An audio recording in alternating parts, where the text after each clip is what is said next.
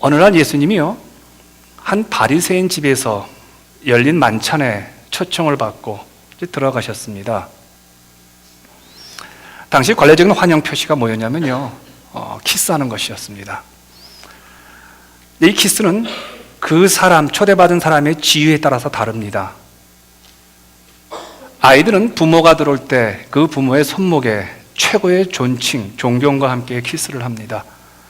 학생들은 선생님이 들어오실 때 손목에 키스를 하면서 자기의 존중함을 표시를 하지요.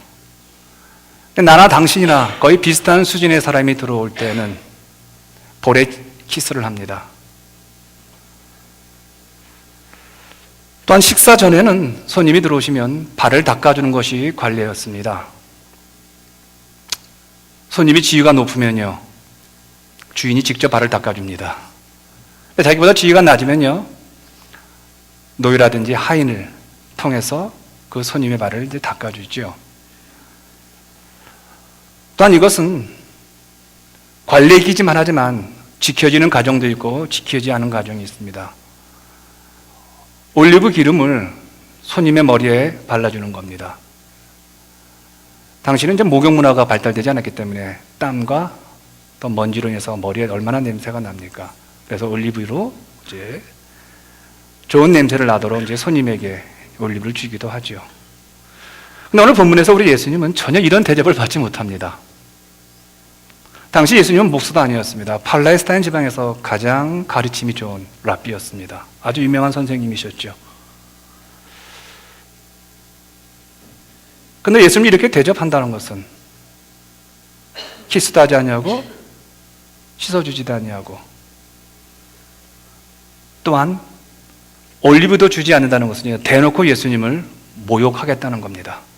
대놓고 예수님을 무시하겠다는 겁니다. 시몬의 집에 초청된 모든 사람들은요, 시몬이 고의로 이런 것을 하는 것을 알게 되었습니다.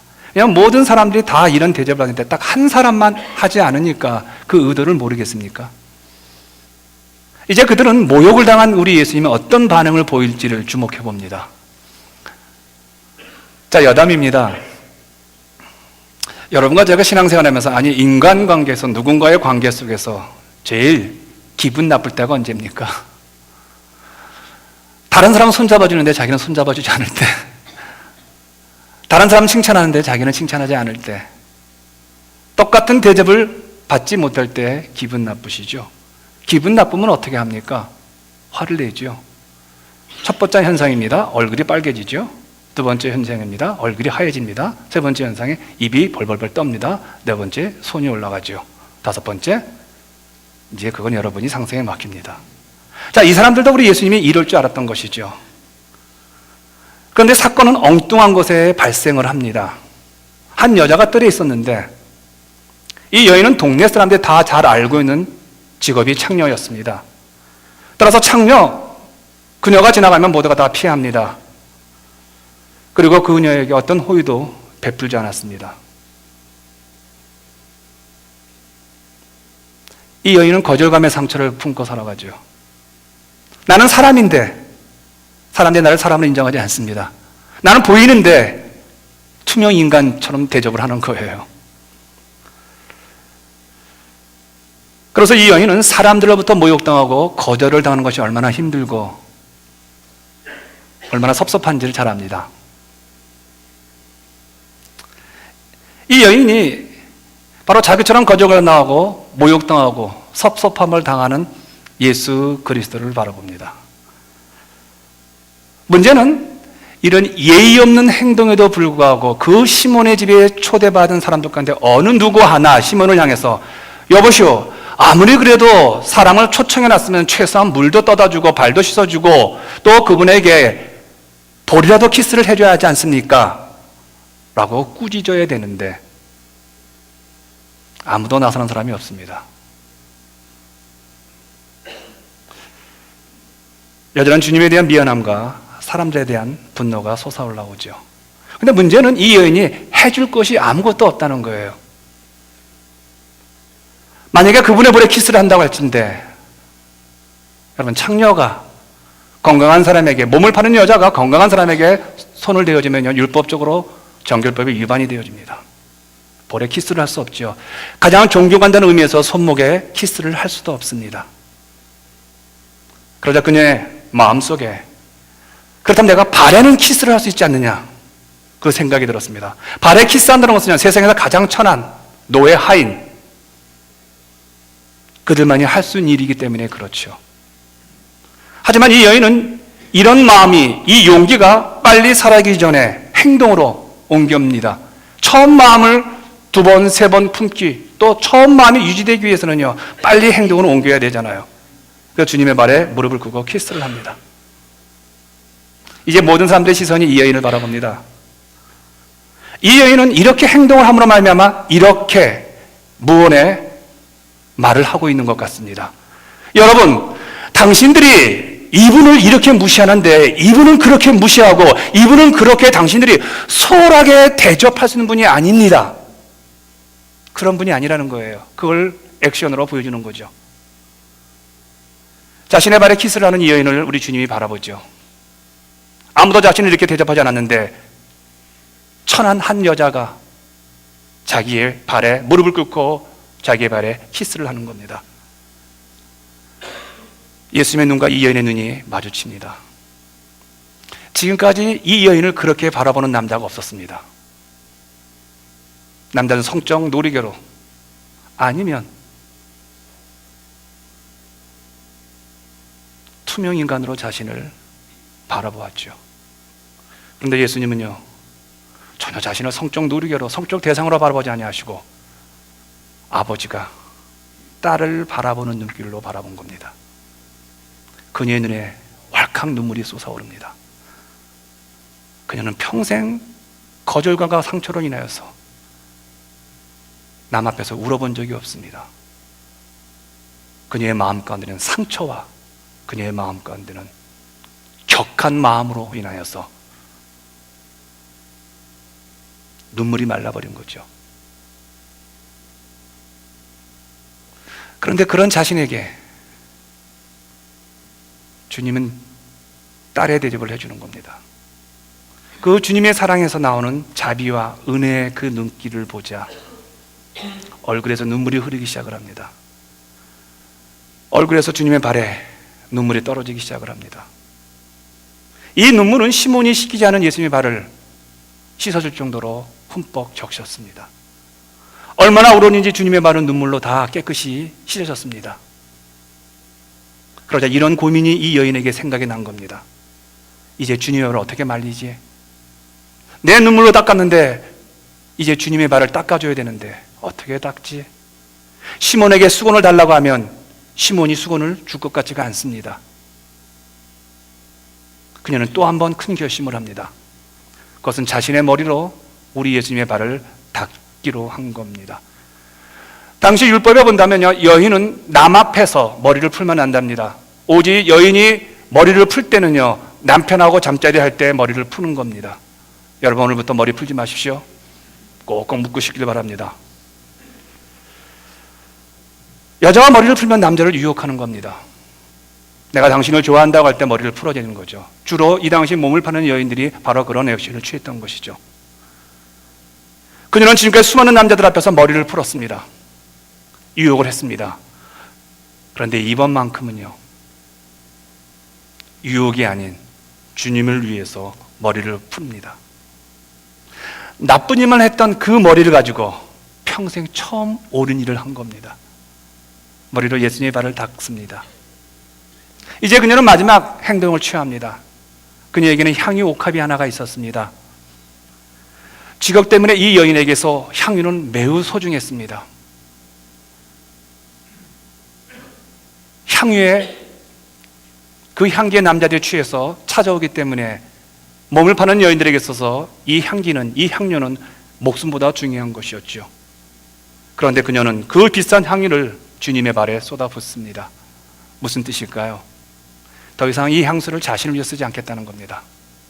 더 이상 내 인생에 다른 사람을 유혹하는 일에 내 인생을 낭비하지 않겠다는 겁니다. 한마디로 자신의 옛삶의 방식을 다 주님의 발에 쏟아 부은 것이죠.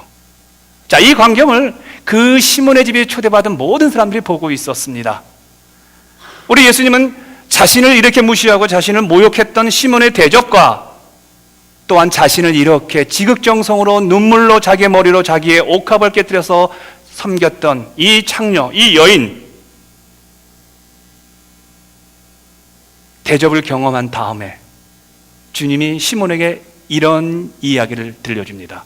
시몬아, 어떤 채권자가 한 사람에게 500데나리온 빌려주었다. 그리고 한 사람에게는 50데나리온 빌려주었다. 그런데 이 두 사람이 그것을 다 써버렸다. 갚을 길이 없어서 이 두 사람이 지금 마음고생이 심하다. 여러분, 성경에서 돈을 빌려준다는 의미는 어떤 뜻이냐면요, 도박을 할 때 쓸 때만 쓰는 방법입니다. 율법에는 돈을 빌려주면 안 됩니다. 그러니까 이 두 사람은 어떤 사람입니까?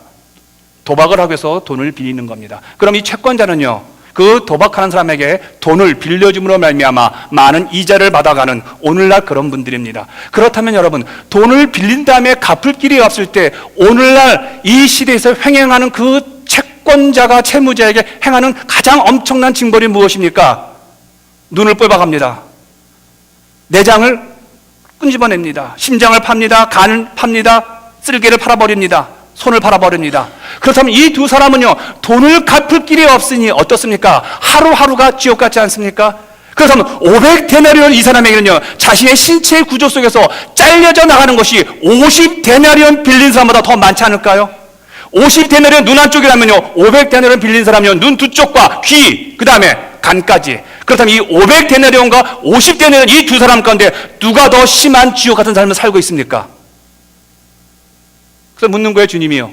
이 두 사람 가운데 빚이, 그런데 이 채권자가 은혜를 받았는지 이 채권자가 이 두 사람에게 빚을 탕감해 주었다. 그렇다면 이 두 사람 가운데 누가 더 감사하겠느냐? 누가 더 그 채권자에게 사랑의 액션을 취하겠느냐? 대답해 보시기 바랍니다, 여러분들. 여러분과 저는 도박을 하지 않지만요, 한번. 자, 1번 50이다. 2번 500이다. 자, 1번, 2번. 누구야? 제일 크게 말한 사람이?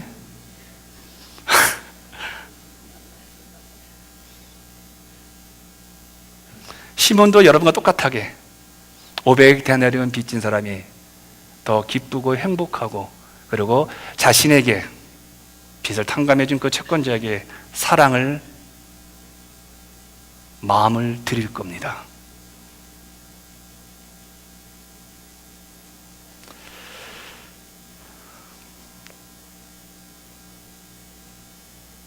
저는 여기서 아주 중요한 인간의 모습을 발견합니다. 시몬은 대답이 분명히 옳았어요, 틀렸어요? 옳은 얘기를 해요. 정답을 말했죠. 여러분, 우리가 옳은 답을 말한다고 옳은 사람은 아니죠. 내가 좋은 설교 듣는다고 내가 그 좋은 설교의 내용의 사람은 아니죠. 여러분이 좋은 교회 다닌다고 해서 여러분이 좋은 교훈은 아니죠. 여러분이 자녀에게 이렇게 인생을 살아야 된다고 말할 때 그렇게 살아왔기 때문에 말을 합니까? 아니면 네가 그렇게 살아야 된다, 나는 못 살았기 때문에, 어느 게 더 많습니까? 저는 후자더군요. 제가 인생을 살아가면서 제 아이들에게 이렇게 말합니다. 참으로 너네들 이렇게 사는 게 하나님 앞에 복된 일이다. 물론 제가 경험한 것도 있지만, 제가 실수하고 제가 실패하고 제가 그렇게 살지 못했지만, 제가 저희 아이에게 너는 이렇게 살아야 된다고 말해서 옳은 말을 해줍니다. 그러나 철저하게 제가 깨닫는 게 하나 있습니다. 나는 그런 옳은 사람은 아니라는 겁니다. 내가 기도한다고 해서 내가 기도하는 것만큼 사는 것은 아니죠. 내가 성경을 많이 안다고 해서 내가 성경 말씀대로 사는 것은 아니죠. 근데 우리는 착각하죠. 시몬도 마찬가지입니다. 500데나리온, 50데나리온에서 정답을 말합니다. 그렇다면요, 그가 당연히 그 정답을 말한 만큼 인생을 살아야 되잖아요. 자기의 찾아오신 그 구세주를 이렇게 홀대할 수는 없잖아요. 그런데 시몬에게 문제가 뭔지 아십니까? 자신은 이 창녀와 다르다는 겁니다. 이 여인처럼 범죄하지 않았다는 거예요. 저 여인처럼 창녀라는 직업을 갖고 살아오지 않은 나만의 의로움이 있다는 거예요. 그가 주님 앞에 이렇게 당당할 수 있었던 이유는요, 그가 주님이 찾아왔음에도 불구하고, 그가 주님이 하나님의 아들이신 예수 그리스도가 그의 집을 방문했음에도 불구하고 키스와 수건과 물도 주지 않고 올리브까지 주지 않았던 이유는요, 그는 주님이 필요하지 않았다는 거예요. 여러분, 주님이 필요한 사람은 죄인들입니다. 아멘요? 정말 여러분과 제가 주님이 필요한 것은 무엇입니까? 내가 성공하기 때문에, 내가 잘나기 때문에, 그게 아니죠. 정말 주님이 필요한 사람은요, 오늘 내 삶이 무력하고 오늘 내 삶에 이렇게 살아서는 안 되겠다, 그것조차 모르는데 그 주님이 찾아와서 내 마음 가운데 나 같은 자를 위해서 오신 그 예수 그리스도를 만났을 때 우리는요, 거기서 무너지는 겁니다. 근데 시몬은요, 한 번도 그런 생각을 해본 적이 없는 거예요. 그러니 예수님을 홀대하죠. 예수님을 무시하죠. 자신은 죄인이 아니기 때문에 하나님의 사랑을 많이 받고 있다고 생각을 한 겁니다. 근데 아니죠. 내가 하나님의 사랑을 많이 받고 있다는 얘기는 무엇입니까? 받을 자격 없는 나에게 하나님이 주신 사랑 때문에 감동하는 사람이 진정한 하나님 사랑을 받은 사람이죠. 저는 그렇게 생각을 합니다. 저는 역설적으로 교회가, 성도가, 한 가정이, 한 사람의 인생과 인격의 문제가 많다는 것은요, 나는 하나님의 사랑이 언젠가는 크게 드러날 거라고 확신을 합니다. 그러나 자신은 괜찮고 그렇게 살아온 분들에게는 하나님의 은혜와 하나님의 사랑은 아마 경험할 수 있는 기회는 다 막혀버릴 겁니다. 시몬이 그런 사람이었습니다. 그러자 시몬은 이런 여인들, 이런 사람들이 눈에 안 들어옵니다. 기분 나쁜 거예요. 창녀, 도박꾼, 동성애자, 사기꾼을 보면서 왜 저렇게 살까? 왜 자기처럼 의롭게 살지 못할까? 그가 이해를 한다면 그분에게 예수님을 소개하겠죠. 그가 정말 그렇게 사기꾼하고 거짓말하고 그가 나쁜 짓을 한 사람이 있다면요, 정죄하기 이전에 당신 그렇게 살면 안 됩니다, 당신에게는 필요한 것은 우리 주 예수 그리스도입니다 소개하겠죠. 그런데 시몬은요, 늘 정죄만 합니다. 늘 옳은 말만 얘기합니다. 저는 이 시몬의 모습을 보면서 현대 크리스찬들의 모습을 발견합니다. 현대 교회를 보게 되어집니다.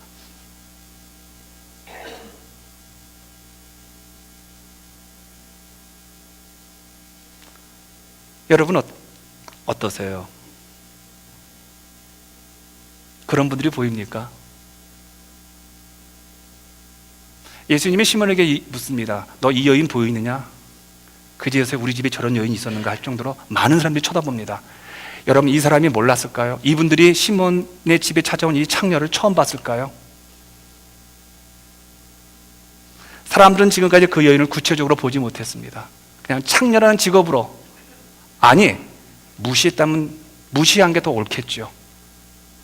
지저분해서 내 현재의 형편과 내 삶과 어울리지 않아서, 그리고 지금 내가 갖고 있는 수준과는 이 여인은 너무 낮아서 교제하기에는 하늘과 땅의 차이인 거죠.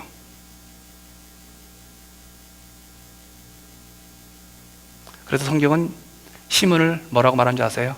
바리새인이라고 말을 합니다. 바리새인이란 내면과 외면이 일치되지 않는 사람들. 그렇다면 여러분이 이렇게 오해할 수 있을 것입니다. 아니, 목사님 어떻게 내면과 외면이 일치할 수 있습니까? 저는 그것을 얘기하는 것이 아닙니다. 내 내면을 가지고 외면으로 만들려고 노력하는 사람을 저는 신자라고 말하고 싶습니다. 바리새인의 별명이 하나 있죠. 위선자라고요. 여러분, 위선이란 뭘 말합니까? 위선이란 가면을 쓰고 살아가는 사람들입니다. 위선이란 다른 사람의 인생을 살아가는 것이죠. 자기 인생이 아니라. 연극 배우를 말하죠. 이 당시에 가장 유명한 위선자들이 누군지 아십니까? 연극 배우입니다. 그래서 주님은 뭐라고 말합니까? 바리새인들 향해서 연극 배우 같이 산다고 하는 거예요. 사람들 앞에서는 그럴싸합니다. 내면은 다 썩었는데 회칠한 무덤인데요. 그럼에도 불구하고 늘 옳은 얘기만 하고 다닙니다. 그리고 늘 시온의 대로에서 늘 두 손을 펴들고요. 하나님, 저는 저런 창녀와 저렇게 거짓말하는 사람과 저렇게 의롭지 못한 사람과 저는 다르게 살아왔습니다라고 합니다. 얼마나 그분의 입술은 무서울까요? 여러분, 세상에 가장 무서운 사람이 옳은 말만 하는 사람이죠. 목사님 기도하십시오. 목사님 더 기도하셔야 합니다. 저는 거기 할 말이 없습니다. 목사님 사랑하십시오. 할 말이 없어요. 거기에 나 다 사랑하는데, 아닙니다 목사님 더 사랑하셔야 합니다. 할 말 없잖아요. 참 이렇게 무서운 거 없죠. 우리가 교회 생활하면서 그렇게 말들을 많이 하잖아요. 사랑이 없다. 아, 기도 안 하는 것 같아. 말씀 안 보는 것 같아. 바리새인이죠. 그러기보다는요, 정말 그 사람의 상황을 이해하려고 왜 그분이 그렇게 했을까? 왜 그분이 그런 말을 했을까? 왜 그분이 그런 액션을 취했을까라고 조금이라도 그분의 상황을 이해한다면요. 왜요? 이해하는 사람은요, 내가 그분과 함께 살아왔던 것을 인정하는 사람입니다. 그러나 이해하지 않는 사람은 나는 너와 다르다는 겁니다. 나는 태어난 순간부터 종자가 다르다는 거죠. 그게 바리새인인 거예요. 오늘날 바리새인은요, 외형적인 비교를 통해서 스스로 낫다는 현대 자본주의 사회 신자들을 저는 말한다고 봅니다. 여러분, 우리가 교회에 들어온 모든 사람들은요, 저 문을 들어오실 때 저게 죄인의 문입니다. 저게 의인의 문입니다. 이 교회에 들어온 모든 분들은 죄인들입니다. 그런 분들이 죄인을 비교했을 때 죄인이 죄인이죠. 근데 우리는 어떻습니까? 나는 그 죄인이 아득히 멀었던 사람 같아요.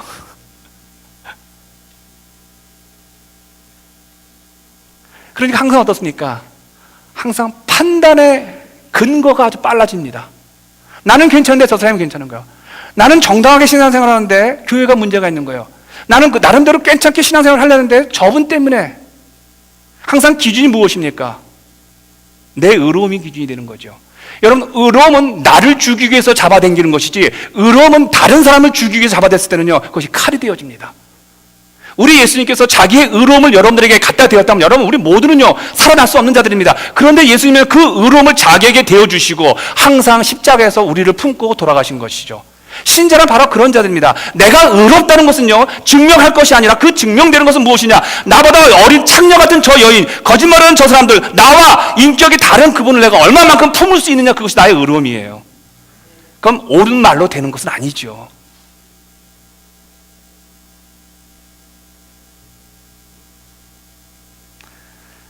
이 여인은 내가 문제라는 사실을 깨닫죠. 내가 죄인 중에 큰 죄인이라는 것을 깨달으니까 예수님 앞에 무릎을 꿇은 거예요. 눈물을 흘리는 거예요. 그리고 나의 안에 가장 중요한 게 무엇인가를 그것을 끄집어내서 깬 거예요. 주님이 그걸 보신 거예요. 이 여인은 자기가 큰 죄인이라는 걸 압니다. 평생 몸을 팔아서 살아온 건 압니다. 평생 몸을 팔았으니 그의 입에서 나오는 말이 깨끗한 말이 나오겠습니까? 좋은 말이 나오겠습니까? 그리고 그의 마음 가운데 눈물이 없는 게 아니라 눈물을 흘릴 수 있을 만큼의 그 여유가 있게 아니라 그 마음 가운데는 강팍하고 그 마음에 거친 게 있었던 여인입니다. 그래서 그 여인은 압니다. 내가 이 지구상에서 가장 외로운 여자이며, 내가 이 지구상에서 가장 천한 여자이며, 내가 이 우주상에서 가장 못된 자라는 사실을 깨닫습니다. 그러자 주님이 뭐라고 말씀하십니까? 네가 그것을 깨달았기 때문에 너에게는 큰 사랑이 왔고, 시몬은 깨닫지 못했기 때문에 저에게는 적은 사랑이 간다는 거예요. 저는 신앙생활을 하면서 50을 이제 넘어가니까요, 옳은 말을 안 하려고 하는 그런 어떤, 저는 지금까지 여러분 거의 거짓말을 안 하려고 노력하는 사람이 되었습니다. 근데 50이 넘어서부터는요, 거의 거짓말을 안 합니다. 아마 60이 되었을 때는 여러분 제 입에서 거짓말 나오는 거 못 볼 겁니다. 60이 되었을 때는요, 누구나 저한테 오셔가지고 할아버지 해도 저는 욕 안 날 겁니다. 여유 있게 할 것 같습니다. 근데 제 젊은 시절에는요, 20대 후반에 제가 신학을 공부하면서 제가 대학생들을 제가 섬겼을 때 그 대학생들을 데리고 제가 데모를 많이 나갔습니다. 당시 김용상 정권을 제가 아주 싫어했었습니다. 같은 장로임에도 불구하고 저는 참 싫었습니다. 근데 저희 교회는 김용상 정권에서 일하는 사람들이 많았습니다. 전도다 시절에요. 호텔에서 김용상 정권을 위한 후원회가 열렸습니다. 청년들이 가야 된답니다. 대학생들이 간다. 서울대 애들이 가야 된다고 합니다. 근데 제가 전도사인데 안 갈 수 없지 않습니까? 그래가지고 마스크를 하고 X를 합니다. 누구 X입니까? 김영삼 대통령은 X라는 겁니다. 그러고 있는데 지나가다가 저희 교회에서 성도들이 그 만찬 모임 왔다가 저와 우리 교회 대학생들을 본 겁니다. 눈이 휘둥그레진 겁니다. 전사님 여기 왜 오셨어요? 그때 그 당당함, 사회 정의와 우리 민족의 의로움을 위해서 나는 지금 희생하고 있는 거예요. 눈길도 안 주는 거예요. 너 같은 인간하고 난 틀리다 이거예요. 제가 그래서 유학을 왔을 때 소셜 에틱을 공부하려고 유학을 온 겁니다. 리차드 니버가 저는 너무나 저에게는 우상이었습니다. 라이언드 니버가 저에게는 우상이었습니다. 사회 정의. 그런데 제가 주님을 또 한 번 만납니다. 네가 말할 만큼 네 액션에서 네 삶 가운데 노력하는 게 있느냐고 했을 때 저는 철저하게 무너져 버렸습니다. 하다못해 제 아내에게도 제가 옳은 말 할 때 내가 옳은 말 한 그대로 내가 살고 있느냐고 물어봤을 때 저는 항상 부끄러웠습니다. 근데 이제는요, 가능하더라고요. 앞으로 더 가능할 겁니다. 근데 그렇게 가능한 중요한 저에게 동기부여를 한 성경적인 인물이 있습니다. 그분이 누구시냐? 사도 바울 선생님이셨습니다. 바울 선생님 처음 예수를 믿고 처음 그가 쓴 서신서에는 이렇게 말합니다. 내가 수많은 성도들 가운데 비교해 보니까 내가 죄인이다. 내가 제일 못났다. 제일 나쁘다. 제일 내가 어거지 같은 인생을 살아온다. 라고 얘기했습니다. 아니, 바울 선생 같은 사람이 어떻게 수많은 사람들과 비교했을 때 그 평범한 저 같은 인간하고 비교해 봤을 때 자기가 더 나쁘다고 얘기했을까요? 그러다 그가 나이가 40대, 50대가 돼서 그가 쓴 서신서를 보니까 이렇게 말합니다. 이제는 비교가 사도들과 비교를 합니다. 사도들 아시죠? 근데 그 사도들과 비교해 봤을 때 내가 제일 못나고 제일 약하고 제일 어린아이 같다고 말을 합니다. 여러분, 바울 선생님은요 최고 학부를 나온 사람이고요, 바울 선생님은요 논리적인 분이고요, 바울 선생님은요 12명의 제자와 비교했을 때요 비교가 불가능한 분입니다. 우리가 하도 바울 그러니까 탁월한 분이에요. 기독교 역사를 바꿔놓으신 분이에요. 만약에 그분이 예수를 안 믿었다면, 주님이 그분을 안 끌었다면 기독교가 어떻게 됐을까? 저는 참 걱정이 되는 분입니다. 근데 그분이 뭐라고 말합니까? 사도와 비교해 보니까. 그런데 그분이 60이 넘어서 쓴 서신서에 이렇게 말합니다. 이 땅에서 제일 나쁜 놈들과 비교해 보니까 내가 괴수 중에 괴수라고 말을 합니다. 그래서 그분이 그렇게 말합니까? 이 모든 일을 감당할 수 있었던 거, 내가 예수를 믿고 내가 이 땅에서 내가 인생을 살아갔던 모든 가장 중요한 것은 하나님의 사랑 때문에 그렇습니다라는 거예요. 할렐루야. 자기의 인생 가운데서 그렇게 엄청난 일을 하게 되었던 것은요, 내가 괴수고 내가 문제가 많고 내가 나쁜 놈이고 내가 처절하게 못났던 인생이기 때문에 이런 놈에게 하나님의 강 같은 데가, 하나님의 엄청난 파워가 나에게 임해서 내가 그 일을 감당할 수 있었다는 얘기예요. 여러분, 이 고백 여러분 오늘 할 수 있으세요? 또 혈압 올라갔네. 여러분 할 수 있겠냐는 거예요. 여러분, 오늘 우리가 예수를 믿은 지 얼마 되셨습니까? 우리 김진애 집사님 37년 되셨어요. 우리 김 집사님 정말 자기 인생을 통해서, 여러분 그런 분이 큰 은혜가 와요. 나 같은 자를 목사로 부르셨구나. 물론 목회자 하면서 어렵지 쉬운 일이 매일 일어나요. 그럼에도 불구하고 이 목회자 이 자리에서 꿋꿋하게 설 수 있던 이유는요, 나 같은 자를 들어서 이 위대한 하나님 말씀을 해석하고 나 같은 자를 통해서 하나님이 어떠한 분인 자를 설명할 수 있는 그 은혜를 주시는 그분 앞에 내가 내 사랑을 안 드리겠냐는 거예요.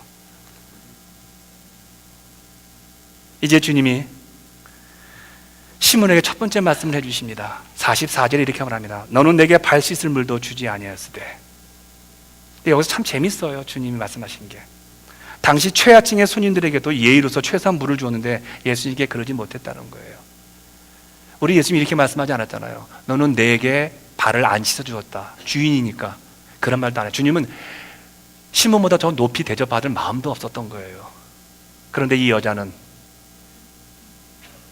눈물로 내 발을 적시고 그 머리를 털어 씻었다는 거예요. 형식적으로 예수님을 대한 것이 아니라 진심으로 대해야 되는 거죠. 두 번째입니다. 주님 말씀하시죠. 45절에 같이 읽을까요? 시작. 너는 내게 입 맞추지 아니하였을 때. 여기서 입 맞춘다는 말은 주님이 가장 존귀한 자인데 너는 내게 손목에 입도 맞추지 않았다, 그렇게 말씀하지 않아요. 주님은 너한테 내가 선생 대접 받고 싶은 마음도 없는 거예요. 그냥 평범하게 그냥 네가 나를 대접하는 만큼도 넌 안 해줬다는 거예요. 발등에 때만큼도 보지 않았다는 거죠.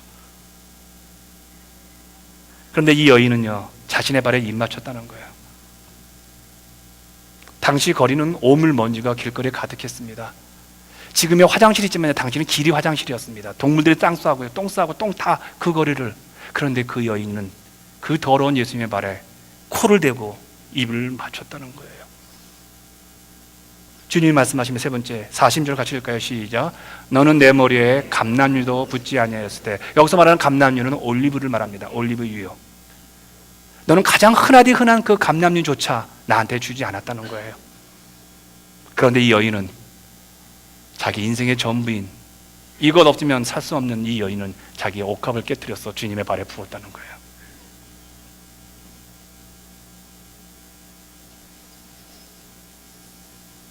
이제 주님의 입에서 가장 기독교의 중요한 진리가 선포됩니다. 여러분 40주절 같이 읽겠습니다. 시작. 이러므로 내가 내게 말하노니 그의 많은 죄가 사하여졌도다. 이는 그의 사랑함이 많음이라. 사함을 받은 일이 적은 자는 적게 사랑하느니라. 이제 이 말씀 이해하시세요?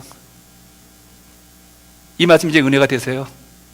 내가 죄인이고 내가 못된 자이고 내가 형편없는 자라는 사실을 아는 사람들은 하나님의 사랑과 은혜가 느껴진다는 거예요.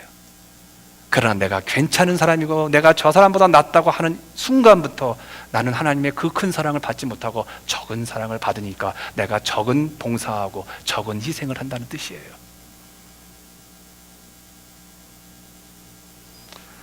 오늘 성김이 주일로 드립니다.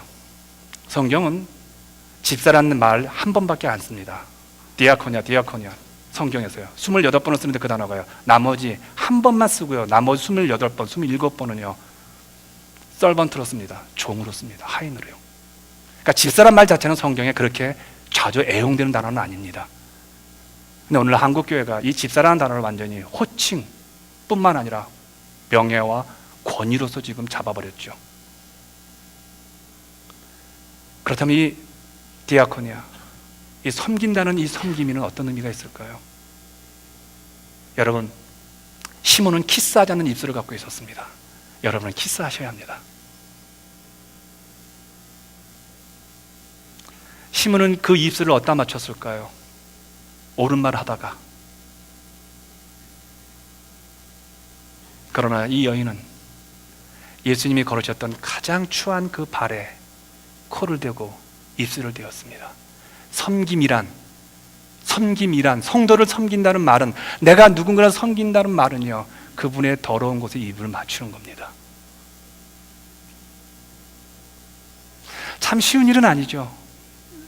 자, 지금부터 양말을 벗습니다. 자, 신발을 벗고 양말을 벗으세요. 그리고 왼손을 가지고 코에 한번 대보셔서 냄새를 맡습니다. 그 다음에 두 번째, 옆에 분에게 내 발 냄새 맡아봐 한번 해보시기 바랍니다. 시작!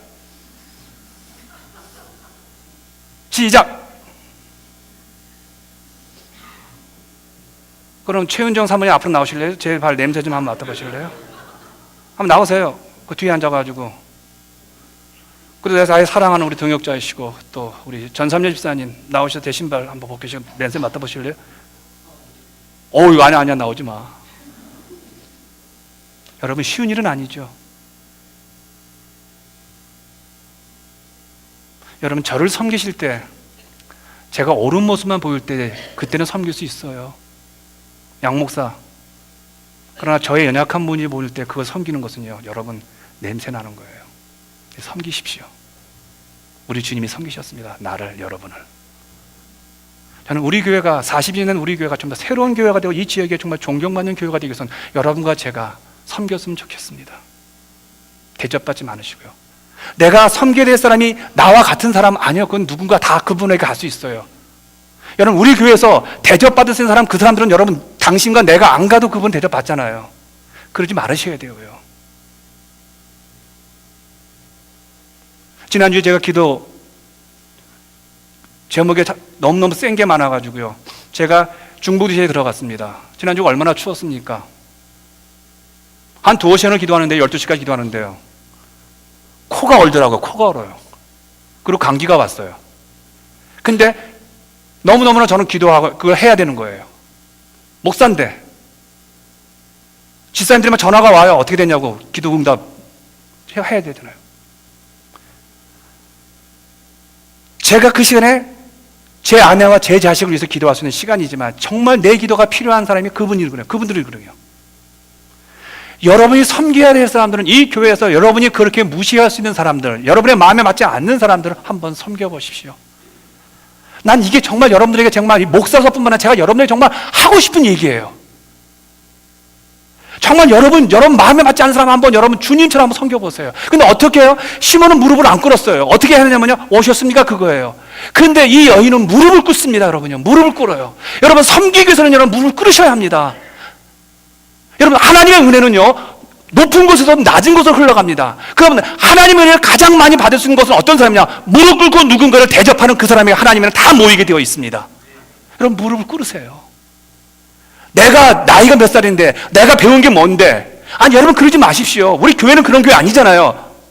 우리 교회는 새로운 교회를 만들고 있잖아요. 우리 교회 들어온 순간부터는요, 여러분, 오래된 사람일수록, 신앙의 연륜이 깊은 사람일수록, 직책이 높은 사람일수록, 목사일수록, 사역자일수록, 새로운 사람하면 무릎을 꿇고, 뭐 필요한 것이 없습니까? 라고 묻는 교회가 되어진다면요, 이 교회 상처받고, 이 교회 정말 내 영혼이 갈 곳이 없는 사람들이 이 교회에 안 오겠냐는 거예요. 세 번째, 여러분요, 손으로 섬기십시오. 손이란 내가 이것을 잡고 있을 때는 좀 못 섬깁니다. 하나님의 교회는 빈손으로 하시는 겁니다. 손이란 내 경험이고, 손이란 내 철학이고, 손이란 내가 지금까지 살아왔던 내가 봤을 때 이게 맞습니다라고 말하는데, 교회는 그거 맞은 게 아닙니다. 교회는 그것이 필요한 게 아닙니다. 교회는 내가 놓고 누군가를 잡아줘서 그가 흔들리지 않도록 잡아주는 거예요. 그러고 내 손이 빈손이어야 됩니다. 그런데 시몬은 잡은 게 너무 많았습니다. 허위의식이, 돈이 많았습니다. 여러분, 봉사란 뭘 말합니까? 봉사란 내 방식대로 하게 되면 그 봉사는 깨집니다. 제가 늘 말하잖아요.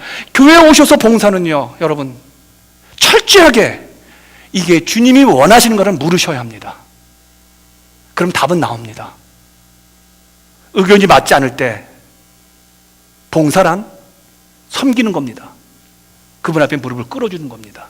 내가 옳다 하더라도 그렇게 되어지면 100이면 90명은 다 그분에게 평생 사랑의 빚을 집니다. 이기려고 하지 마십시오. 여러분, 품에 안기려고 하시고요, 안기는 사람 배척하지 마시고 안아주십시오. 그게 내 손입니다. 다섯 번째입니다. 이러기 위해서는 향유를 깨야 되는데, 향유란 나의 가장 귀한 가치관입니다. 나의 가장 귀한 겁니다. 여러분, 죄송합니다. 제가 이런 표현을 해드릴게요. 그리고 마치겠습니다. 제가 지금까지 한 번도 교회를 위해서 제가 몸으로 봉사해 본 적이 없습니다. 제가 교회를 위해서 청소해 본 적이 없는 목사예요. 나름대로 그냥 뭐 교회가 다 구비되어 있었으니까. 근데 저희 교회가 힘든 일을 겪고 나부터 제가 바뀐 게 아니었어요. 내 타이틀이 담임 목사 / 관리 목사가 되었어요. 많은 분들이 저한테 물어봐요. 못 어디 있어요, 목사님? 망치 어디 있어요? 그러더라고요. 이제는 다 알아요. 예, 이 창고에 가지 없으면요, 저기 체육관 가서 체육관 없으면 뒤에 큰 창고로 가십시오. 눈이 왔어요. 예전에는 관리 집사가 했고 또 여러 가지 했는데 제가 오늘 그냥 와요. 예전에는 기분 나빴어요. 내가 이거 할 사람인가? 군번이? 담임 목사가 이거 할 사람인가? 그런데 내가 깨니까 보이더라고요. 교회가 보이더라고요. 내가 깨니까, 내가 옥합을 깨어보니까요, 미운 성도가 밉지가 않더라는 거예요. 여러분 정확히 들으시기 바랍니다. 저한테는 미운 성도는 없습니다. 싫은 성도는 있지. 그게 그거네. 농담이고요. 정말입니다. 지금 여기 계신 분 가운데 어느 한 사람도 제 사랑의 레일에서 벗어난 분 없습니다. 그의 무슨 얘기일까요? 내가 나 자신이 깨지는 겁니다. 근데 깨지는 게 두 가지 방법이 있습니다. 어려움을 통해서 깨지기도 하지만요, 저는 어려움을 통해서 깨진 사람입니다. 근데 여러분, 어려움이 오기 전에 스스로 깨지길 바랍니다. 그게 행복해요. 여러분, 군대 가서 그렇잖아요. 맞고 할래, 안 맞고 할래? 제일 좋은 게 안 맞고 하는 게 좋아요. 여러분, 맞으면 아파요. 그리고 오래 갑니다. 후유증 오래 가요. 사랑하는 여러분, 여러분과 제가 섬기는 이 교회와 여러분과 제가 섬기는 우리 성도들은요, 하나님이 이렇게 가격에 꼬리표를 붙여준 분입니다. 제가 어느 분이 코트를 선물해 주셨어요. 너무 좋아가지고 뜯어대가지고 코트 입고 다녔어요. 근데 이 코트에 여기에 그 뭐예요? 그 코트 회사 이름이 있는 걸 내가 못 띄었어요. 못 띄고 이제 토요 새벽기도 마치고 이제 밥을 먹으러 가가지고 이렇게 먹는데 어느 성도님들이 그러는 거예요. 아, 목사님 좋은 코트 입었다고 폼내는 거네, 그러는 거예요. 딱 보니까 꼬리표가 있는 거예요. 그 꼬리표를 보고 사람들이 좋은 옷이라고 말을 하는 거예요. 그렇구나. 이게 굉장히 좋은 거구나. 저는 몰랐어요. 좋은 거구나. 여러분, 세상에서는요, 모든 것들이 다 꼬리표가 붙어 있습니다. 보이는 꼬리표가 붙어 있습니다. 하다못해 집도 꼬리표가 붙어 있습니다. 하다못해 차도 꼬리표가 붙어 있습니다. 하다못해 여러분의 인생 가운데 다 꼬리표가 붙어 있습니다. 나는 대학원을 나왔고, 난 대학을 나왔고, 난 고등학교 나왔고, 중학교 나왔고, 나는 어떤 차를 타고, 나는 어떤 직업을 갖고 있고, 이런 거에 의해서 사람들은 다 나름대로 꼬리표를 붙여줍니다. 그래서 꼬리표가 붙은 사람들끼리 모입니다. 꼬리표를 몰고 다니는 사람끼리 모입니다. 그리고 꼬리표가 달린 사람들은 괜히 무시합니다. 나는 집이 이 정도고 1년에 내가 버는 연봉이 이건데 라고 합니다. 그런데 여러분 오해하기를 바랍니다. 그 꼬리표보다 더 중요한 보이지 않는 꼬리표를 우리 주님께서 우리 하나님께서 여러분에게 붙여주셨습니다. 그 꼬리표는 이렇게 되어 있습니다. 첫째, 너는 내 형상으로 만들어진 내 창조물이다. 포이에마. 두 번째, 너는 내 아들을 죽이면서까지 이 세상에서 하나밖에 나의 가장 소중한 아들과 딸이다. 할렐루야. 우리의 인생의 꼬리표는요, 보이는 꼬리표를 살면요, 여러분, 우리는 못 섬깁니다. 여러분, 섬긴다는 사람은 돈이 있어야 섬긴다고 합니다. 섬기는 사람은 건강해야 한다고 말합니다. 섬기는 사람은 나이가 적어야 된다고 생각합니다. 아닙니다, 여러분요. 섬기는 사람들은요, 주 예수 그리스도의 사랑을 많이 받은 사람에서 섬깁니다. 베풉니다. 사랑을 줍니다. 그렇다면요, 주의 사랑을 가장 많이 받았다고 느끼는 사람은 어떤 사람일까요? 내가 예수 그리스도에 의해서 내가 재탄생된 사람이구나. 내가 예수 그리스도의 은혜로 말미암아 하나님이 이 땅에서 그의 아들을 죽이면서까지 살릴 만큼 나는 이 땅에서 가장 소중한 존재로구나. 이런 사랑과 은혜와 하나님의 받아심을 느끼는 사람은요, 베풀 수밖에 없지요. 보이는 꼬리표의 사람 앞에서 여러분이 기죽지 않습니다. 저 사람은 돈이 필요하고 돈이 많기 때문에 내가 줄 돈이 없지만, 그러나 저분에게는 사랑이 없다. 저분에게는 그리스도가 없다. 저분에게는 하나님의 능력이 없다. 이 보이지 않는 세계 가운데 이 영적인 권한을 내가 저분에게 넘겨줘야 되겠다. 보이지 않는 꼬리표를 갖는 사람들은 이렇게 살아갑니다. 이걸로 세상을 섬기는 겁니다. 저는 여러분과 제가 그런 섬기는 사람이 되기를 원합니다. 정말 보이지 않는 꼬리표를 가지시고 당당하게 보이는 모든 사람의 보이는 꼬리표 때문에 줄 들지 마시길 바랍니다. 그 사람 앞에 여러분 무릎 꿇지 말기 바랍니다. 그 사람의 영혼을 위해서, 그 사람의 그리스도의 은혜로 말미암아 볼록이 될 그런 사람이라면요, 그분 앞에 와서 무릎을 꿇으시고 향유 옥합을 깨트리셔서 그분에게 복음을 전하십시오. 그러나 그렇지 않은 사람들에게 기죽지 마십시오. 돈 많은 거, 건강한 거, 세상에 보이는 모든 것 다 썩습니다. 그 썩음 앞에 왜 무릎을 꿇습니까? 왜 보이는 그 꼬리표 앞에 왜 괜히 기죽고 왜 열등감이 생깁니까? 보이지 않는 꼬리표를 가지시고 세상을 섬기시고 하나님을 섬기시고 그리고 부족한 저를 섬기시고 그리고 여러분 함께 신앙생활하는 이 아름다운 우리 교회 옆에 앉아 계신 분을 섬기시는 여러분과 제가 되시기를 축원하겠습니다.